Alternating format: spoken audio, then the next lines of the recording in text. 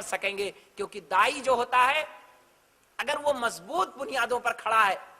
تو پھر اس کا مقابلہ کوئی نہیں کر سکتا ہے، اس سے ٹکرا تو سکتا ہے لیکن اس کے مقابلے میں کوئی کھڑا نہیں ہو سکتا ہے۔ جاء الحق وزهق الباطل ان الباطل کان زہوقا، یہ قرآن کا اعلان ہے، ابدی اعلان، کہ حق اور باطل میں اگر حق ہے کسی کے پاس تو باطل اس کے مقابلے میں کبھی نہیں ٹھہر سکتا، لیکن شرط یہ ہے کہ حق کو رکھنے والا، حق پیش کرنے والا بن جائے، حق کو پیش کرنے کی جرات اپنے اندر پیدا کر لے، حق کو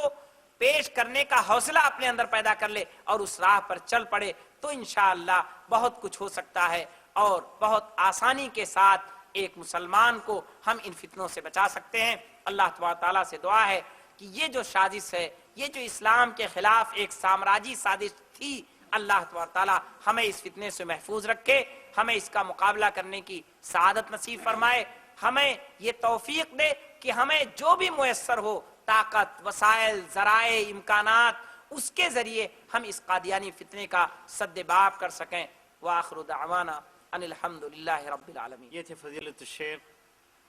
محمد مصطفیٰ ندوی مدنی، آپ کے سامنے قادیانیت کا تعارف کرواتے ہوئے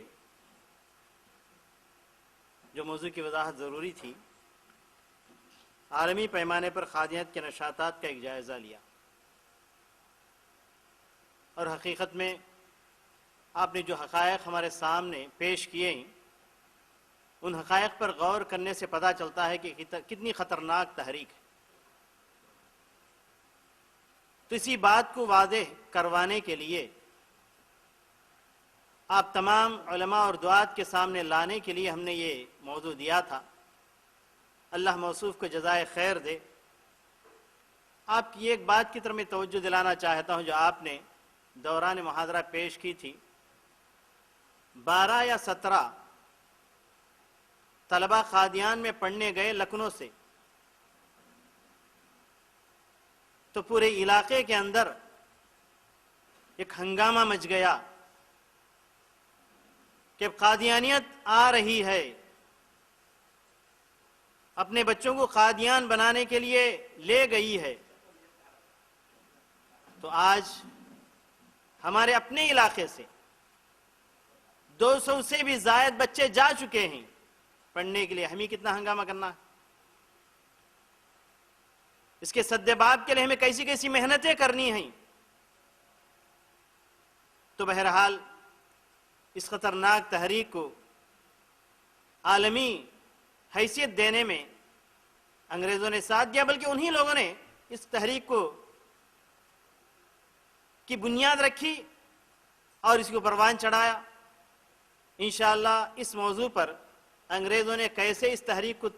ترقی دی ہے اور کیسے اس کی بنیادوں کو انہوں نے مضبوط کیا ہے، اس پر مستقل ایک محاضرہ ہے، اس وقت میں انشاءاللہ آپ تمام کے سامنے یہ تمام باتیں میں پیش کرنے کی کوشش کروں گا۔ اب اس وقت موقع دیا جا رہا ہے ہمارے تیلگو دان حضرات کے لیے کہ وہ اس موضوع کو سمجھے۔ اس کے لیے مولانا ربانی صاحب جو مشہور دائی ہیں، وشاکھاپٹنم کے ہیں اور ہمارے پورے علاقے میں گھومتے رہتے ہیں اور پورے حالات کا جائزہ لیتے رہتے ہیں، تو آج آپ کے سامنے تیلگو میں مترجم کی حیثیت سے میں آپ کو پیش کر رہا ہوں تاکہ اس محاضرے کا خلاصہ تیلگو والوں کو اچھی طریقے سے سمجھا سکے۔